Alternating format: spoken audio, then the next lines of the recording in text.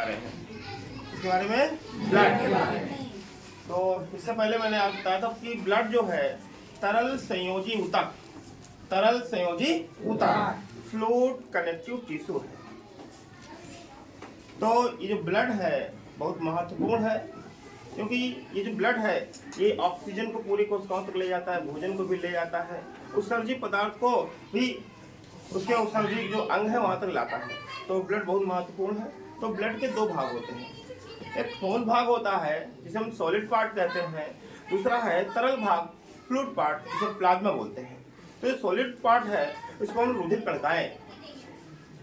कणिकाएं blood कार्पसेल्स कहते हैं, और जो तरल भाग है प्लाज्मा कहलाता है।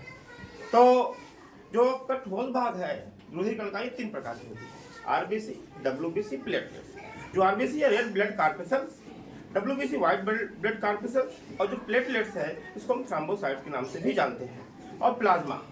तो ये दोनों घटक मिलाकर ब्लड की रचना करते हैं। तो आज मैं आपको आरबीसी के बारे में बताऊंगा। आरबीसी हिंदी में यदि बोलते हैं लाल रुधिर कणिका, इंग्लिश में रेड ब्लड कार्पसेल्स के नाम से जानते हैं।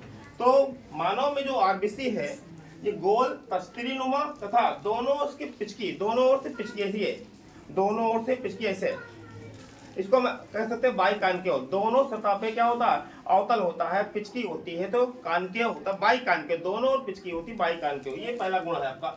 दूसरा यदि हम पुरुषों की बात करते हैं, पुरुषों में प्रति एमएम ब्लड में, प्रति एमएम मतलब मिलीमीटर, एमएम मतलब मिलीमीटर, प्रति एमएम ब्लड में आरबीसी की जो संख्या है 50 से 55 लाख होती है। पुरुषों की बात करते हैं मेल में, और स्त्रियों की बात करते हैं फीमेल में तो 45 से 50 लाख इनकी संख्या होती है। ये दूसरा इसका विशेषता हो गई। तीसरी विशेषता यह है कि मनुष्य व अन्य स्तनधारी के आरबीसी में केंद्रक नहीं होता है।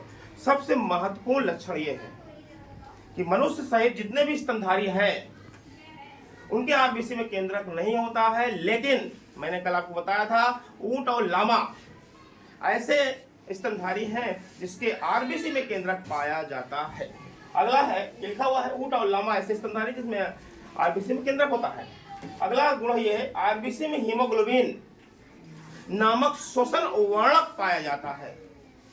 रिस्पायरेटरी पिगमेंट बोलते हैं श्वसन वर्णक को, ये हीमोग्लोबिन होता है। क्यों इसको श्वसन वर्णक बोलते हैं? क्योंकि श्वसन में सहायता करता है, ऑक्सीजन को पूरी कोशिकाओं तक ले जाने का काम करता है। आरबीसी में हीमोग्लोबिन नामक श्वसन वर्णक पाया जाता है जो ऑक्सीजन वाहक का कार्य करती है। हीमोग्लोबिन ऑक्सीजन, देखिए आप लोग समझ लेते हैं, ये ऑक्सीजन कहाँ की, फेफड़ों में, तो फेफड़ों का काम खत्म होगा। अब यहां से ऑक्सीजन एक एक कोशिका को चाहिए कि नहीं, बिना ऑक्सीजन के कोई भी सेल जीवित नहीं रहेंगी, सेल खत्म हो जाएंगी। तो ब्लड ही कोशिकाओं तक ऑक्सीजन ले जाता है। ब्लड का कौन सा भाग, हीमोग्लोबिन।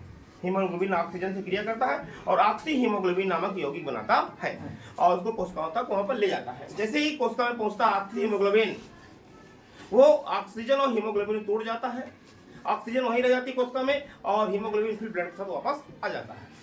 अगला है आरबीसी का जो जीवन काल है मानव आरबीसी में, यहाँ पे मानव डाल लीजिएगा, मानव आरबीसी में, मानव आरबीसी का जीवन काल 120 दिन होता है। यदि हम मेढक की बात करते हैं तो 100 दिन होता है। मेढक का जो आरबीसी होता है 100 दिन में खत्म हो जाती है।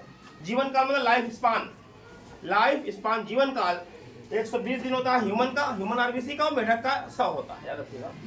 आरबीसी का निर्माण शरीर की लंबी हड्डियों की, जो शरीर की लंबी हड्डी होती है उसमें अस्थिमज्जा होती है, अस्थिमज्जा को बोलते हैं बोन मैरो। शरीर की जो भी लंबी हड्डी है, यहाँ पे जो आपकी फीमर होती है, ह्यूमरस होती है, लंबी लंबी जो हड्डियां होती है उनके अंदर होती है एक मुलायम पदार्थ जिसे बोन मैरो के नाम से हम जानते हैं, वहीं पर आरबीसी का निर्माण होता है। यदि हम भ्रूणावस्था की बात करते हैं, मतलब लगा देना, भ्रूणावस्था में आरबीसी, भ्रूण की अवस्था में जब छोटा होता है, जब बच्चे का निर्माण होने की अवस्था होती है वो भ्रूणावस्था होती है, उसमें आरबीसी लीवर और प्लीहा आप जानते हैं, स्प्लीन बोलते हैं, तिल्ली बोलते हैं, वहाँ बनती है। Protein, iron, vitamin B6, B12 व फोलिक एसिड आरबीसी के निर्माण में सहायक होते हैं। ये 6-7 पॉइंट हैं जो आरबीसी के बारे में आपको हमेशा याद रखना चाहिए। अगला क्वेश्चन है बोन मैरो या अस्थिमज्जा क्या था। मैंने बताया कि जो शरीर की लंबी हड्डियां होती है उसमें मुलायम पदार्थ भरा होता है जिसे बोन मैरो या अस्थिमज्जा के नाम से जानते हैं।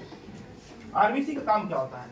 आरबीसी पाए जाने वाला लाल रंग का जो श्वसन वर्णक है हीमोग्लोबिन फाउंड इन आरबीसी, और जो काम होता है ये ऑक्सीजन और CO2 वाहक के रूप में काम करता है, ज्यादा ऑक्सीजन को वाहक करता है, ठीक है। तो ऑक्सीजन और CO2 वाहक के रूप में काम करता है। हीमोग्लोबिन ऑक्सीजन से क्रिया करके कौन सा यौगिक बनाता है? Very most important question. Oxygen haemoglobin से क्रिया करके ऑक्सी हीमोग्लोबिन नामक यौगिक बनाता है।